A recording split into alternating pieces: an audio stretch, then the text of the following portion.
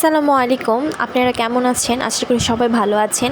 আমি আজ বাসায় অরেঞ্জ ফ্লেভারের পাউন্ড কেক বানাইছি। তো এইজন্য ভাবলাম আপনাদের সঙ্গে শেয়ার করা যাক কীভাবে এটি তৈরি করবেন। প্রথমে একটি চালনি নেবেন। এরপর আমি এখানে 1/4 কাপ দিয়ে 3 বার ময়দা নিয়েছি। আপনারাও ময়দা ইউজ করবেন, আটা ইউজ করবেন না।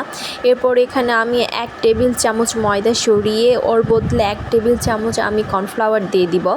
এরপর আমি হাফ চা চামচ এখানে বেকিং পাউডার দিয়ে দিব। এখানে আমি ফস্টার বেকিং পাউডারটা ব্যবহার করেছি। আপনারা কারা কোন বেকিং পাউডার ইউজ করেন আমাকে অবশ্যই জানাবেন। এরপর এটাকে আমি সুন্দর করে ভালোভাবে চেলে নিব। চেলে নিলে আটার ভিতরে যে দলা দলা ভাবটা থাকে সে দলা দলা ভাবটা থাকে না, কেকটা আর স্মুথ হয়, ভালো হয়। এরপর আমরা এখানে বাটার মিল্ক বানাবো। এই জন্য ফার্স্টে আমরা 1/4 কাপ দুধ নিয়ে নিব। এরপর এখানে আমরা হাফ চামচের মতো ভিনেগার নিয়ে নিব। এটাকে সুন্দর করে আমরা মিশিয়ে নেব। ভিনেগার দেওয়ার পর দেখেন দুধটা কত ঘন হয়ে যাবে। এটা অবশ্যই লাগবে। বাটার মিল্ক ছাড়া পাউন্ড কেক করা সম্ভব নয়। এরপর আমরা একটি বোল নিব, সেখানে ডিম দিব, 2টা ডিম, নর্মাল টেম্পারেচারে রাখা 2টা ডিম। তারপর এটাকে সুন্দর করে আমরা বিট করে নিব। ফ্রিজের ডিম সহজে ফুলতে চায় না, এই একটা সমস্যা। এটাকে ভালো করে বিট করে নিব, একদম ফর্ম কুশন সহ বিট করে নেবেন, কোনো সমস্যা হবে না। পাউন্ড কেকে এখনও পর্যন্ত সমস্যা হয় না। এরপর আমরা এখানে হাফ কাপ চিনি নিয়ে নিব। 3 বার দিব চিনি, 3 বার দিয়ে বিট করে নেব। 3 বার দিয়ে বিট করাটা বেশি ভালো, একবার ঢেলে দিয়ে বিট করাটা একটু প্রবলেম হয়।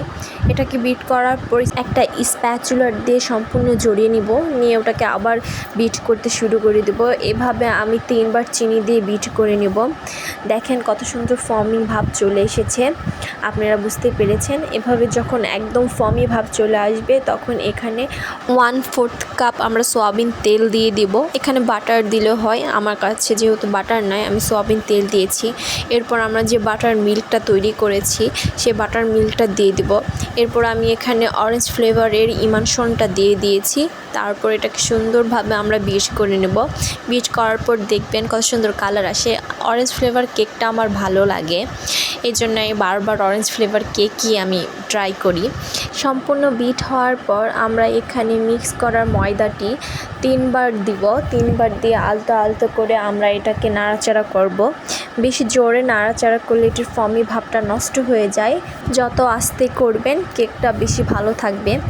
এর আগেও আমি পাউন্ড কেক বানিয়েছি কিন্তু ভিডিও দেওয়া হয়নি, তো ভাবলাম এইবার ভিডিওটি দিয়ে দিই, আপনাদেরও ভালো লাগবে, আমারও ভালো লাগবে।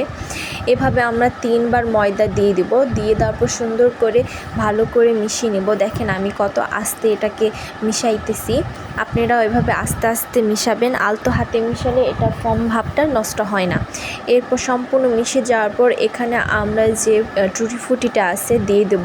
টুটি ফুটি আমি আগে দিয়ে দিয়েছি কারণ ভিতরেও থাকবে, কেকের ভিতরেও থাকবে, টেস্টটা বেশি পাওয়া যাবে। এরপর আমরা 8 ইঞ্চির একটু মোল্ড নিয়েছি, সেখানে আমরা হালকা সয়াবিন তেল দিয়ে বেকিং পেপার দিয়ে দিব। আমার বেকিং পেপারটা শেষ হয়ে গিয়েছে, এজন্য আমি এখানে খাতার পেস্ট ব্যবহার করেছি। তারপর আমরা যে বাটারটা বানিয়েছি ওই বাটারটা ওখানে আমি ঢেলে দেব মোল্ডের ভিতর। মোল্ডের মধ্যে পুরো বাটার ঢেলে দেওয়ার পর ওটাকে আমরা কিছুক্ষণ একটু ট্যাপ করে নেব, এতে ভিতরে যে বুদবুদ আছে ওটি থাকবে না। এরপর আমরা উপর দিয়ে টুটি ফুটি দিয়ে সুন্দর করে সাজিয়ে দেব। আমি এই কেকটি চুলায় বেক করেছি। চুলায় বেক করার সময় ভিডিও করতে মনে ছিল না, এই জন্য ভিডিও করা হয়নি। চুলায় আমি 40 মিনিটের মতন রেখেছি, 40 মিনিটের বেশি আমি রাখিনি। ওভেনেও এরকম টাইমই লাগে, বলতে গেলে চুলায় আরও কম টাইম লাগে। আমি একদম আস্তে জাল দিয়েছিলাম, এই জন্য ওভেনের টাইমের মতন টাইম লেগেছে।